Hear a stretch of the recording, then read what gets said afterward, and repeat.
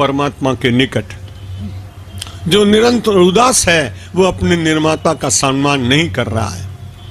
आपको पुनः कुरुक्षेत्र में ले चलता हूं। श्रीमद् भगवद गीता की 3 अध्याय की कुछ बात करनी है। पहले ही मैं कह चुका हूं कि जो कुछ मैं कहता हूं वो संपूर्ण नहीं, क्योंकि गीता के संबंध में कोई व्यक्ति नहीं कह सकता है कि मैंने सब कुछ कह दिया। वो तो इतना विशाल ग्रंथ है, छोटा होने पर भी उसमें सारे संसार का दर्शन है, नीति है, व्यवहार है, अध्यात्म है, करुणा है, प्रेम है, कर्तव्य है, मिलन है, वियोग है, विछोह है और सबसे अधिक शरणागति और प्रपन्न योग है, और जो आनंद का सर्वोच्च शिखर, जहां बैठने के बाद फिर कभी मानव को उतरता नहीं पड़ता है। ऐसा ब्राह्मी स्थिति प्राप्त नैनाम प्राप्य विमोहियति। उस ब्राह्मी स्थिति को प्राप्त करने के बाद फिर सारे संसार में न विमोहियति, उसको मोह नहीं होता है। मोह में और कर्तव्य में बड़ा अंतर है। जब आदमी कर्तव्य का पालन करता है तो उसमें विवेक जागृत रहता है, और जब आदमी मोहपूर्वक कोई कार्य करता है तो विवेक सो जाता है, और अविवेकी व्यक्ति के द्वारा कई बार ऐसा आचरण होता है जो उसके कल्याण के लिए भी उचित नहीं और समाज को भी उसका हित प्राप्त नहीं होता है। भगवान ने कहा, अर्जुन तुम बहुत अच्छे हो। अर्जुन का अर्थ होता है सीधा। और पंजाब में जाते हैं तो लोग अर्जुन बोल नहीं पाते तो अर्जन अर्जन करते हैं, मुझे अच्छा लगा। वहां पर भाषा का अंतर होने के कारण पुत्र नहीं बोल पाते तो पुत्र बोलते हैं, मित्र नहीं बोल पाते तो मित्र बोलते हैं, कलत्र नहीं बोल पाते तो कलत्तर बोलते हैं। मगर भाषा का क्या है, भाव तो उनका बड़ा अच्छा होता है।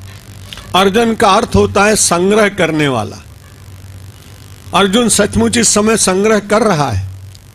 यदि उसके मन में विषाद न जगा होता और परमात्मा के मुख से श्रीमद् भगवद गीता न निकली होती तो इसका अर्जन किसने किया?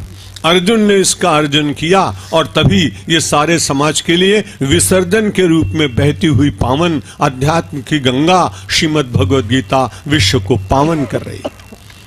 तो जो व्यक्ति अर्जन करता है और अर्जन करने के बाद विसर्जन करना जानता है, वही वास्तव में ठीक है।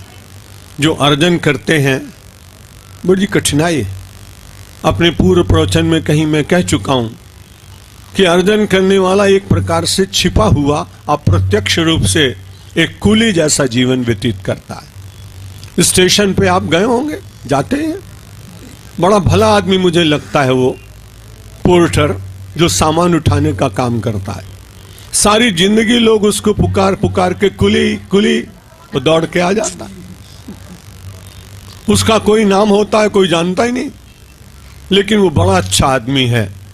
सामान उठाया, आपका अर्जित सामान उठाया उसने, ब्रिज क्रॉस किया, घोड़ा गाड़ी में रख दिया, टैक्सी में रख दिया, लौट कर आया, अपनी लाल पगड़ी उतारी, किसी बेंच पर बैठ के विश्राम करने लगा।